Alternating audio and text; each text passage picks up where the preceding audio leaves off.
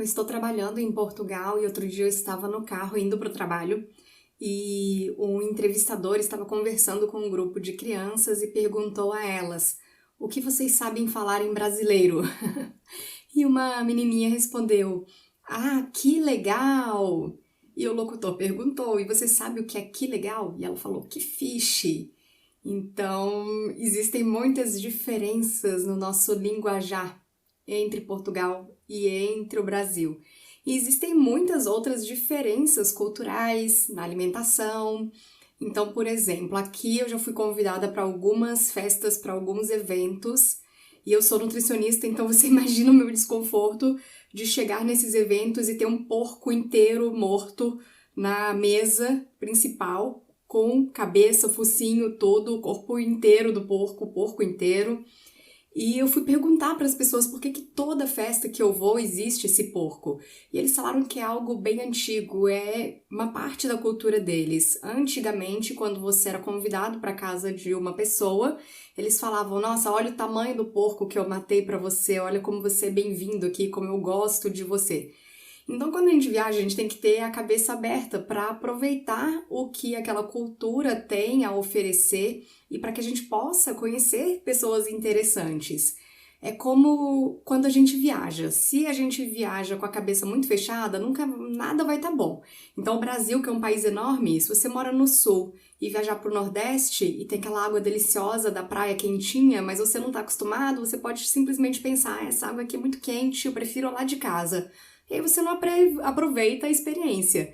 O contrário, se você é do Nordeste, é do Norte, viaja para o Sul, vai achar água fria demais. E se ficar só olhando para o lado negativo ou para aquilo que você não gosta, você também não consegue aproveitar a experiência.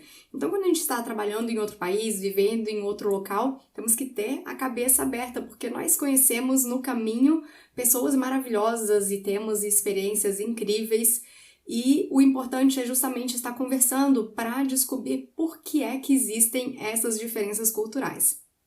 Uma coisa que é muito similar entre Portugal e o Brasil é que todo mundo vive para comer. Então, aqui em Portugal, meu doce favorito é o pastel de natas, quando está assim, saindo do forno quentinho, eu acho uma delícia, muito gostoso mesmo. Mas as pessoas comem muito, é como no Brasil, tem aqueles buffets enormes e comida em quantidades grandes.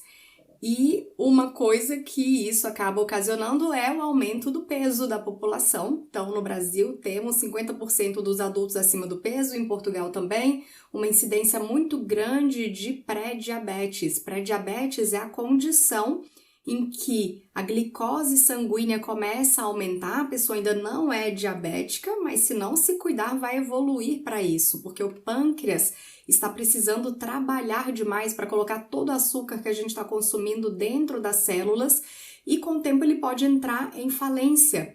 E essa quantidade de açúcar, de glicose elevada na corrente sanguínea por muito tempo aumenta o risco não só de diabetes, mas de doenças cardiovasculares, de problemas nos olhos, de doenças renais, de derrames, de infartos. E quais são os principais fatores de risco para o pré-diabetes e para o diabetes? Justamente estar acima do peso, ter mais do que 45 anos, então daqui a 6 meses eu estou aí nesse grupo, ter um pai, mãe, irmão ou irmã com diabetes tipo 2, estar fisicamente inativo ou então fazer pouca atividade física. Alguns estudos dizem que quem faz atividade física menos do que 3 vezes por semana também estaria em risco.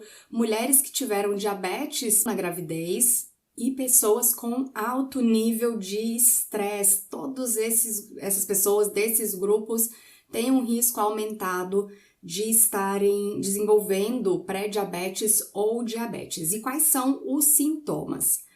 Muita fome, muita sede, estar urinando muito, muita vontade de ir ao banheiro, boca seca, dificuldade de concentração, dificuldade de perda de peso, dificuldades sexuais, disfunções sexuais, infecção por fungos, principalmente nas mulheres, coceiras pelo corpo, problemas de pele ou então dificuldade para cicatrização de alguma ferida. Quem tem pré-diabetes, quando faz o exame de glicose em jejum, muitas vezes encontra esse exame normal.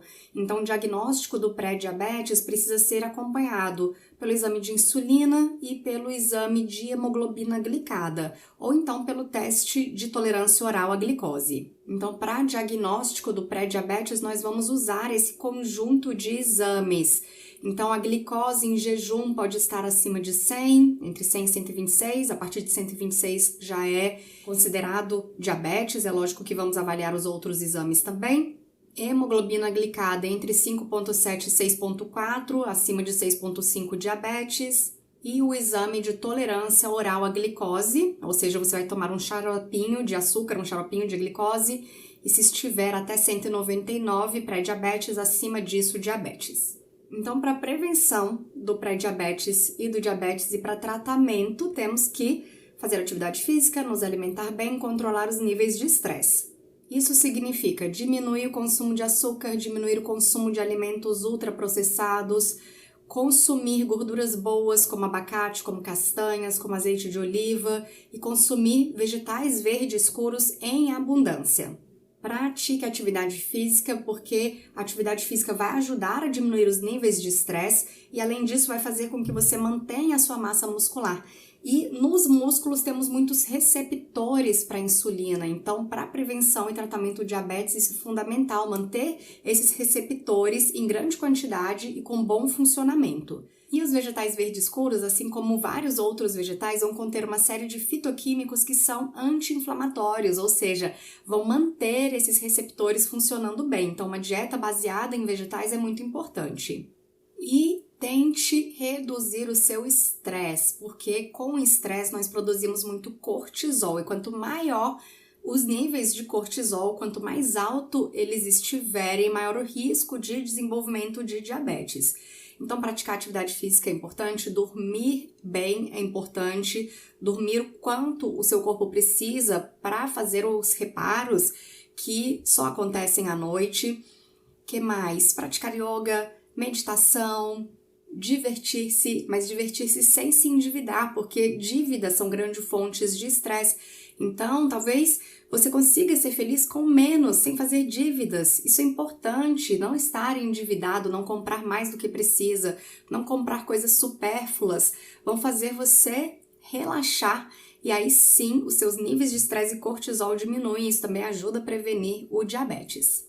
Então, divirta-se com coisas baratas, simplesmente estando com os amigos, dando boas gargalhadas, caminhando pela natureza. Então, caminhar pela natureza é muito importante. No yoga, eles muitas vezes falam das práticas de grounding, de o que a gente chamaria de aterramento. E existem muitos estudos mostrando que estar perto da natureza, na praia, na grama, no parque, enfim, estar perto da natureza reduz muitos níveis de estresse. Isso ajuda a controlar a compulsão alimentar, ajuda a diminuir a inflamação do corpo, ajuda a prevenir uma série de doenças, como diabetes tipo 2. Então, fique perto da natureza, vai ser sua melhor amiga para você se manter saudável por muito tempo.